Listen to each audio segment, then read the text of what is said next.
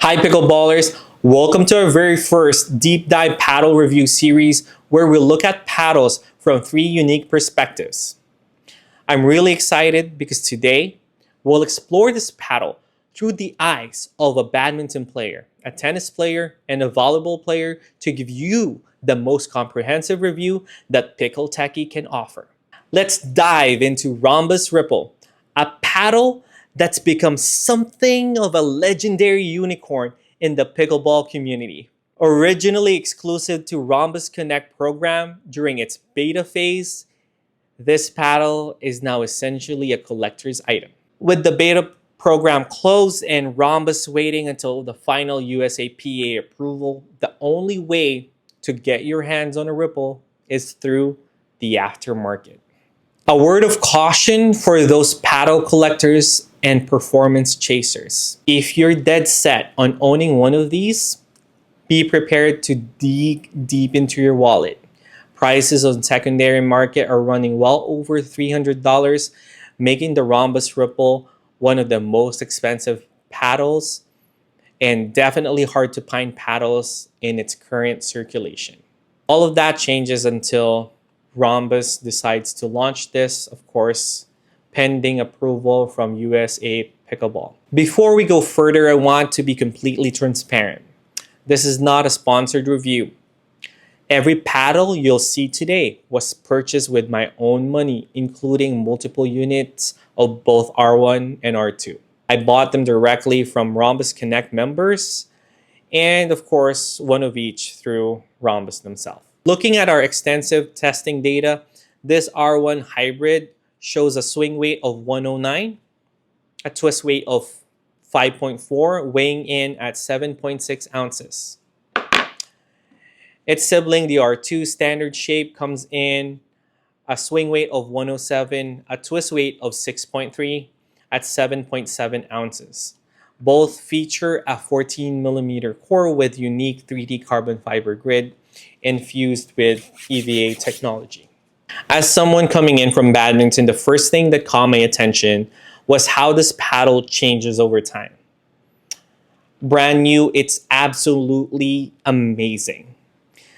It's my favorite paddle that I've ever tested. Nothing compares to it. Incredible spin, massive sweet spot, a power that reminds me of a badminton racket and how the sweet spot feels. But there is an interesting part about this. After about, personally, 30 hours of play, that amazing feel starts to shift. The power becomes almost too much to handle. The resets are going out. The soft game becomes very challenging. But really, I go back to the baseline game. This is where R1 and R2 really shines. The R1 with essentially, this is a elongated 16.5-inch design. The overall height, length, whatever you want to call it.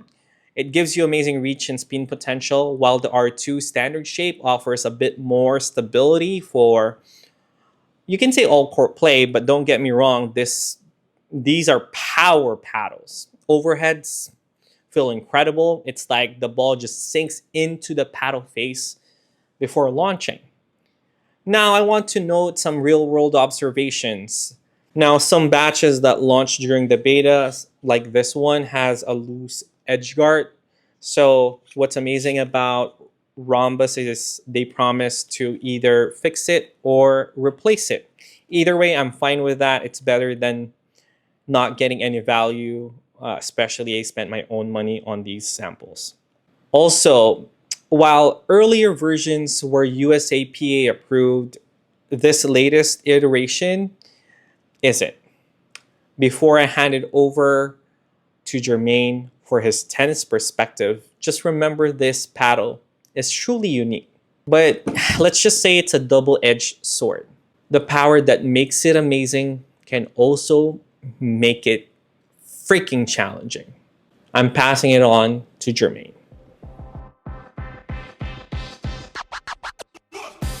What's up, Pickleball peeps? It's your boy Jermaine, and I'm back again with another review. Today we got the Ronbus Ripple R1 and the R2. Man, when I tell you these are two great paddles, you really have to try it. When I talk about the R2, I believe the R2 is better for people that have a two-handed backhand. It makes it a lot easier for you to just power through the backhand and put a little spin to it as much as you need. The R1 is for people that have a better forehand and that also play tennis, right? Because it has an elongated paddle, elongated handle. So for me, this was better for my forehand and this was better for my backhand. But in reality, they're both great paddles.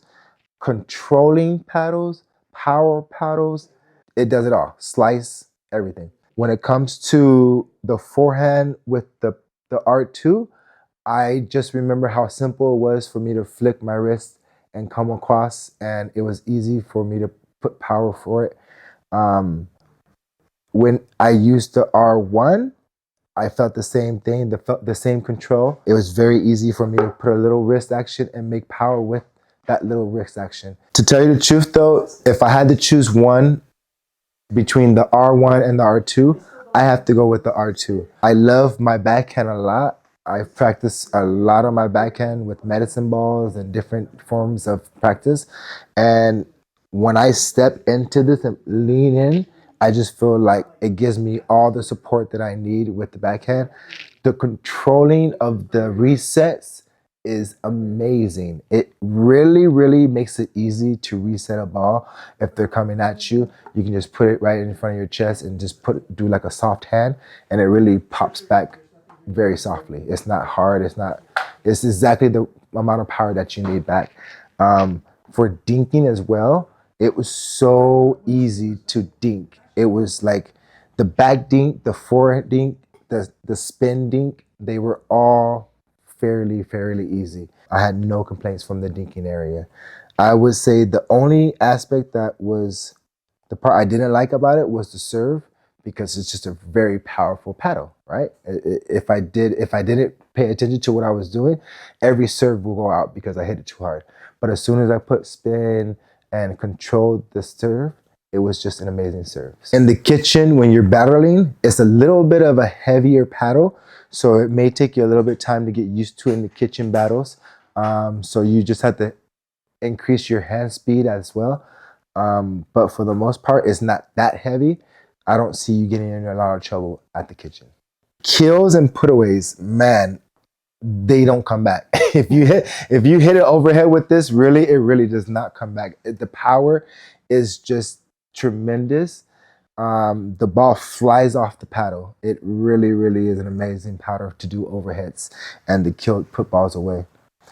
Dinking from the backhand side, I want to say was a little bit of a challenge only for me because that's my weakest side when I'm dinking. But as soon as I was able to get there first with my footwork, I had no issues. So, yep, it's just an amazing paddle all around. Before this, I had the Nixus. I really liked the Nixus a lot. It gave me a lot of power. To tell you the truth, this has more power than the Nixus, I believe, myself. The control aspect, it has more control than the Nixus as well. The dinks were way easier to do than the Nixus as well. So to tell you the truth, overall, I like this better than the Nixus. The Nixus was my first choice paddle, but now this is my first choice paddle. So come and try one out.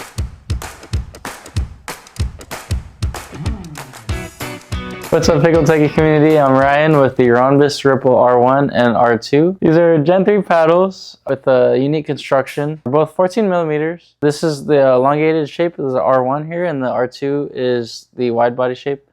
I usually prefer the elongated shapes because my sweet spot is near to the top of the paddle. The wide body has a really good large sweet spot, but I prefer the elongated shape. So when I played with the Ripple, I had a lot of power on my serve. Definitely from the baseline had a little bit too much power for me. I felt like I wasn't able to control it quite as well as I'd like to. A lot of my serve I'd miss out, or it just wouldn't be as precise as I'd like it to be. So a lot of power, a little bit too much, just for my preference. Moving to the transition zone, I did have a hard time with resets. I definitely needed to take a little bit off of the power because even just placing the paddle there I almost had to absorb pace from the ball, using my body, using my legs, or even just taking some power off of their shot. So coming up to the transition zone, moving through there, I felt confident in attacking volleys. Definitely with this paddle, the ball doesn't really come back. When I attack overheads too, I definitely feel confident with my put away power. Dinking too, I felt pretty solid. I did have to really almost just slow down and make my strokes even more compact, because really just a little push will do a lot with this paddle. Volleys and hand battles, closer to the kitchen, I definitely felt like more confident in my power, but at the same time my placement I didn't think was as consistent with this paddle. It just has a bit too much power for me to control. But of course, after a while,